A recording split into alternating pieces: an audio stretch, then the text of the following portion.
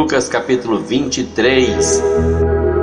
E levantando-se toda a multidão, o levaram a Pilatos e começaram a acusá-lo, dizendo: havemos achado este pervertendo a nação, proibindo dar o tributo a César e dizendo que ele mesmo é Cristo, o rei.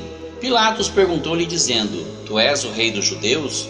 E ele respondendo disse-lhe: tu o dizes. E disse Pilatos aos principais dos sacerdotes e à multidão: não acho culpa alguma neste homem.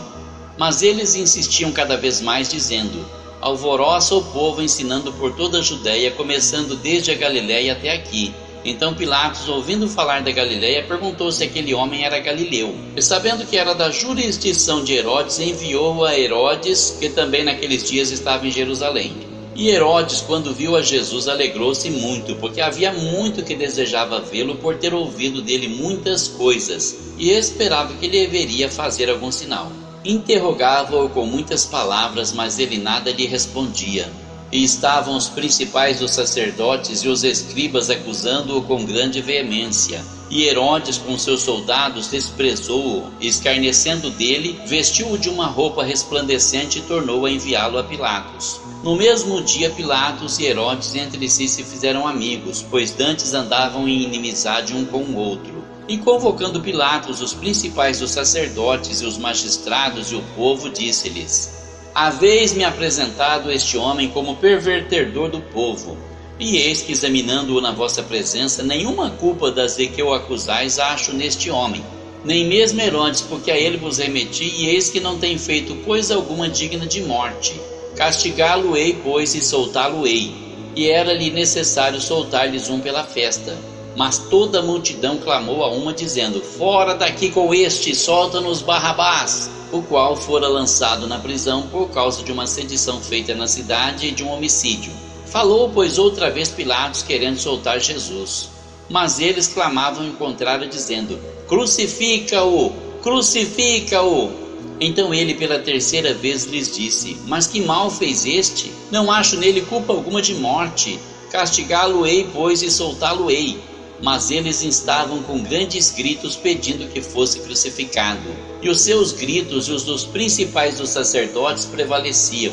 Então Pilatos julgou que devia fazer o que eles pediam, e soltou-lhes o que fora lançado na prisão por uma sedição e homicídio, que era o que pediam, mas entregou Jesus à vontade deles.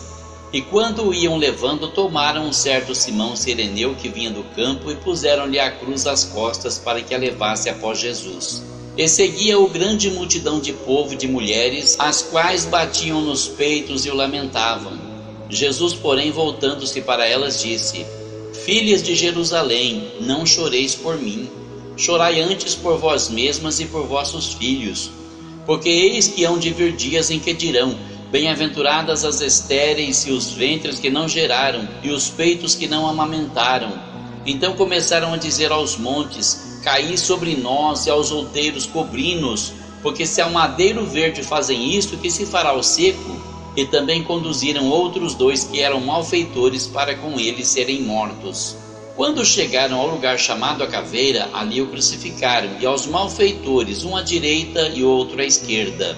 Dizia Jesus: Pai, perdoa-lhes, porque não sabem o que fazem.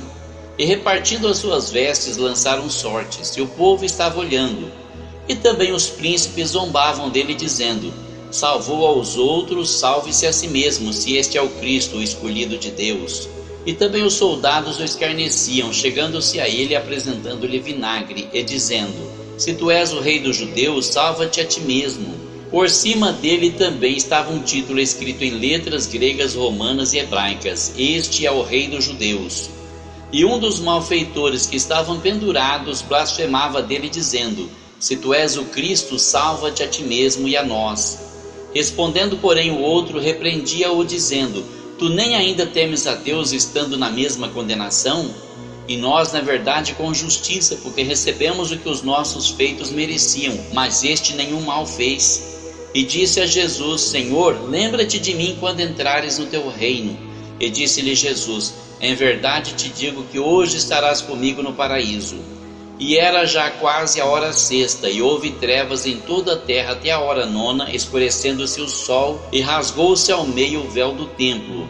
E clamando Jesus com grande voz disse: Pai, nas tuas mãos entrego o meu espírito.